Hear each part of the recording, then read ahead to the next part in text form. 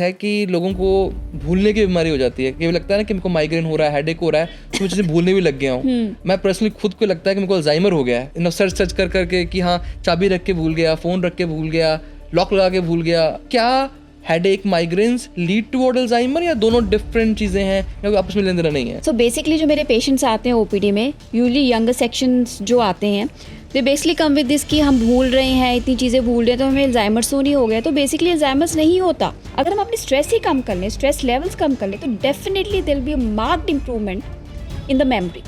Second important thing, अब Alzheimer's के बाद में अभी हम बात करें तो 60 साल की एज के ऊपर से होता है। न्यूरो डिजनरेटिव डिजीज़ है, बहुत कॉमन डिजीज़ है। न्यूरॉन्स जब हम धीरे धीरे एज के साथ डीजनरेट करना शुरू कर देते हैं, तो उसकी वजह से मेमोरी लॉस आने शुरू हो जाते हैं, कॉग्निटिव चेंजेस आने शुरू हो जाते हैं, बिहेवियरल चेंजेस आने शुरू हो जाते हैं। वो जो स्ट्रेस है, जो चाहे मुझे अपने काम की वजह से आ रहा है, चाहे वो अपनी नॉर्मल लाइफ की वजह से आ रहा है, लेकिन कहीं ना कहीं वो मेरे ब्रेन सेल को डीजनरेट तो कर ही रहा है ना। तो is giving me similar condition as Alzheimer. नहीं, I won't say they are डीजनरेटिंग। सी, मैं स्ट्रेस को ये नहीं कहूँगी वो आपको ब्रेन को degenerative, I am saying neuro degenerative disease.